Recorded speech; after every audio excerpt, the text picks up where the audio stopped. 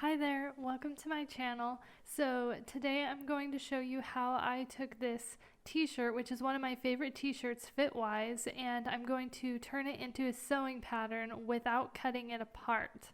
So last week I showed you how to make a sewing pattern with a t-shirt by cutting it apart if it's really worn out, so I will link that video up above, but for today we are going with the non-destructive method of turning your shirt into a sewing pattern.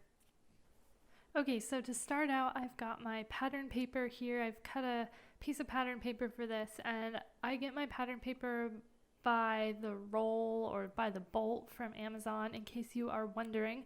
But I'm basically starting out by just folding the shirt in half with the back of the shirt towards the inside, and then I'm folding the sleeves in right along that seam that attaches the sleeve to the shirt, and then I'm lining up the shoulder seams and making sure that the neckline is all lined up, and then I'm going to line up the side seam. This shirt was actually did not have side seams, so it was, I guess the fabric must have been made like in a circle, so like knitted in a circle, so it didn't have side seams. But I just lined it up basically where the underarm seam was, and then just counted that as my side seam, and then just flattened everything out so it looked nice, and estimated where my side seam would be, and then made the hem look really nice. And then I decided I wanted to line up the center front of the shirt right along one of those lines on the 1-inch grid that my pattern paper has, just to make everything easier when we are fixing up our pattern after we trace. And then I'm just going to grab a pen, and I'm going to basically just roughly trace around the shirt. So I'm tracing first the neckline, and I'm tracing where the neckband meets the neckline, not the outer part of the neckband, because we are going to be making the neckband as a separate pattern piece. And then along the shoulder seam, and then the underarm seam, the sleeve seam, and then I'm going to trace down the side seam and the center front, although it's lined up along that grid line, so that's easy to find later on. And then I'm just going to trace along my hem, and then all that's left to do for this piece is just to true up the lines. So basically make sure that everything is looking nice and the lines are straight and the curves are pretty. So for that, I'm going to be grabbing my straight edge ruler, which I like to use the square straight edge ruler. So I'm starting with the hem, and I'm just lining it up right along that grid line. I wanted my hem to be even just to make everything nice, so I'm lining it up right along that grid line, and then I'm just straightening my line out. And then I'm going to be straightening up the center front, which will also be a straight line, so right along that grid line that we chose to put the center front against. And then the other straight edge we have here is the shoulder seam, so I'm straightening that up, making that look all nice and pretty. And then we get to grab our French curve ruler for the rest of these, because they all have some curves. So I'm basically just playing with the curve of the French curve, and then trying to lining it up along the curve that I traced, and then just evening and smoothing everything out. And sometimes it takes a little trial and error to make the curve fit nicely, but just kind of move your French curve ruler around until you get a nice curve. And so I'm doing that for the sleeve seam, for the neckline, and I'll also be doing that along the side seam because it has a slight curve to it. Alright, so the last thing that we need to do with this piece before we can cut it out is to add our seam allowance. So I'm just adding a 1/4 inch seam allowance because I'm going to be sewing my t-shirt with my serger, and that's the seam allowance my serger uses. But on the hem, I just added a 1-inch seam allowance because I like to have a 1-inch seam allowance on the hem of my t-shirts. I fold it up and then sew it with a double needle. But now moving on to the side seams, I am marking some little dashes, a 1/4 inch from the line there of the side seam, and that's just because that upper part of the side seam is a curve, so I have to add little dashes, and then I'm going to go back in with my French curve ruler, and I'm just going to connect those dashed lines with my French curve ruler and make sure that that curve is looking really nice. So that's my side seam allowance, and then I'm going to do the same thing with all the rest of the edges of my pattern piece except for the center front. So you just saw me there adding the seam allowance to the shoulder seam, and now I'm adding dashed lines here to the sleeve seam, which I'll go back in with the French curve ruler and connect all those dashed lines to give myself the 1/4 inch seam allowance. And then after I do that, I'm going to repeat that process to add the seam allowance to the neckline of the shirt, and then the center front will just be left as is with no seam allowance because I'll be cutting it on the fold. So I'll fold the fabric and then line up the center front of the shirt right along the fold, and then cut out my pattern piece so that once I've got it cut out, I can unfold the fabric and I will have the whole front of the shirt, not just one half like you see here. Alright, so the final things that we're going to do with this pattern piece is just to label it. So I'm just writing front and then cut 1, and then I'm going to mark where I'm going to cut along the fold. So I'm just pointing at that center front and marking fold, and then I'm putting 1/4 inch seam allowance just for future reference for me when I go back to sew this pattern up. And then we are ready to cut this one out and we're done with the front.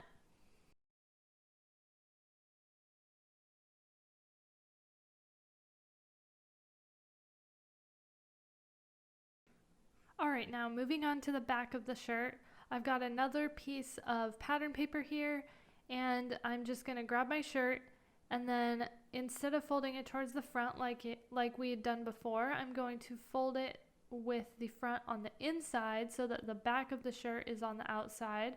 And I'm going to do exactly like I did before, line up the shoulder seam, line up the neckband, line up the sleeve seams, folding the sleeves to the inside just like we did before so that we can get a nice trace of the sleeve seam there. And then I'm going to line up the underarm seam and then estimate once again where my side seam is. And then I'm just gonna line up the center back along one of those grid lines like I did with the center front, and then just grab my pen and trace around it just exactly the same way that we did with the front.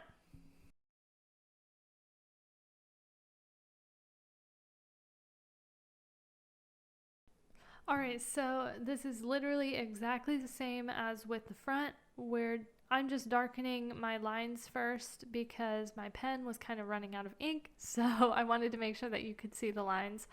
But I'm just going to go in with my straight edge ruler first, and I'm going to straighten up all of the straight edges of this pattern piece, so the center back, the hem, as well as the lower part of the side seam and the shoulder seam.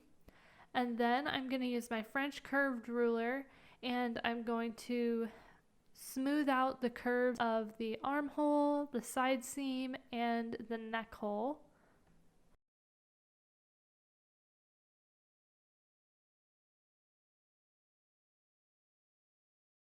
And then we're just going to add our seam allowance exactly the same way that we did with the front of the shirt, adding a 1 inch seam allowance to the hem, and then adding a 1/4 inch seam allowance around all of the other edges except for the center back seam, where we will be cutting our pattern piece out on the fold. So just don't add any seam allowance to that center back, that straight edge back seam, and you should be good.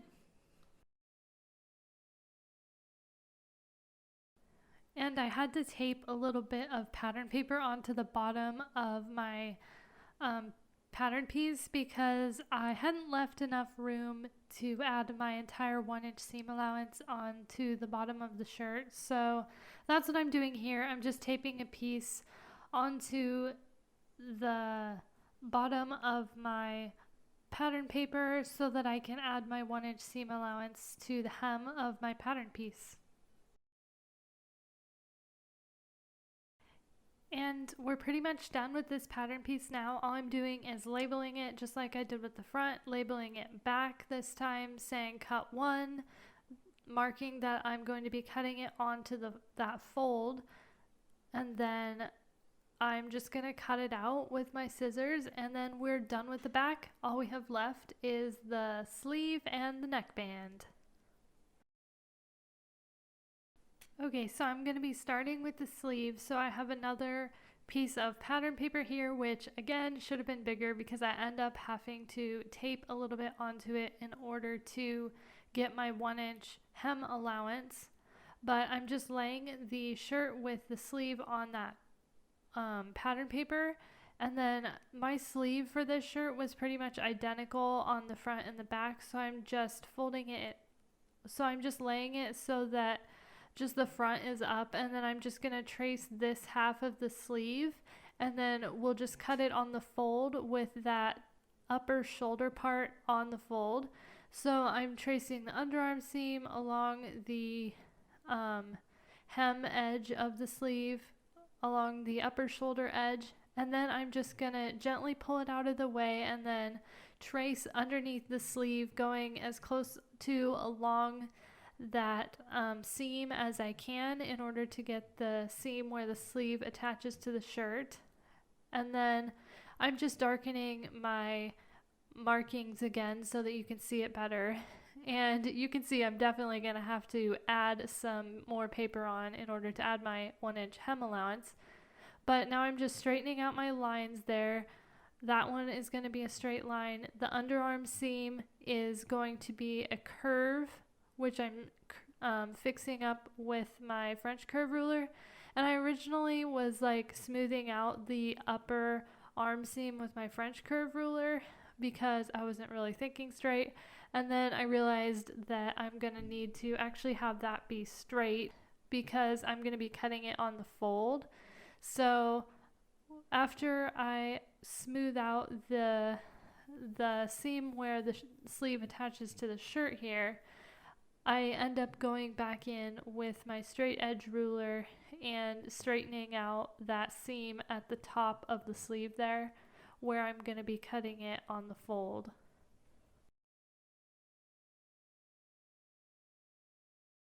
And next we just need to add all of our seam allowances. So I'm just going to add my 1/4 inch seam allowance around all of the edges except that one that I just marked as my fold edge. So every edge except for that top sleeve edge, I'm adding a 1/4 inch seam allowance to the edge where the sleeve attaches to the shirt, as well as the underarm seam. And then the sleeve hem, I'm going to be adding a 1-inch seam allowance.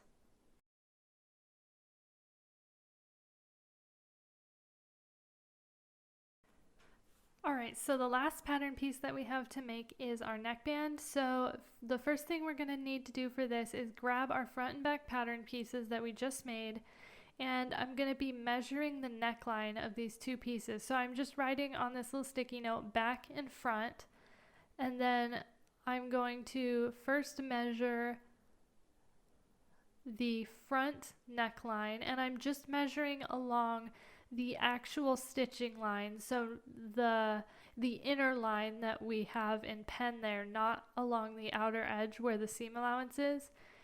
And that is going to be 4.5 inches. And then I'm going to do the same thing with the back and measuring, like I said, along the inner line, along the actual stitching line, and that one is actually 5 inches. So next I'm going to be multiplying each of those numbers by 2. So 4.5 times 2 was 9 inches, and then 5 times 2 was 10 inches, and then I'm adding that up, which is 19. So the entire length of the neckline is 19 inches, not including your seam allowances. So then you want your neckband to be slightly smaller than the actual neckline so that it fits tightly. So I'm subtracting 1 inch from that. So my neckband piece should be 18 inches if I subtract 1 inch from the actual length of the neckline. So my neckband, not including seam allowances, should be 18 inches long. So I'm going to be cutting a rectangle that is 18 inches long by 2 inches wide, because we're going to be folding the neckband in half. So if we cut it 2 inches wide, we're going to end up with a 1 inch wide neckband because we're going to fold it in half before we sew it on. So once I get my 2 inch wide by 18 inch long rectangle, then I'm just going to add 1/4 inch seam allowance around all 4 of the edges and cut it out, and that's our neckband pattern piece. So pretty simple to do, and that's the last piece for this pattern. And today I'm not going to be going into actually sewing up these pieces into an actual shirt. But if you check out my last video, which I'll link for you up above, I actually go into, in that video, first how to create a pattern by cutting up your shirt, rather than in this video we went into how to make it without cutting it up. But then in that previous video I actually went into how to actually sew up the t-shirt pattern. So you can check out the later part of that video if you want to know how to actually sew up the t-shirt pattern that we just made. So I hope you enjoyed, and I will see you in the next video.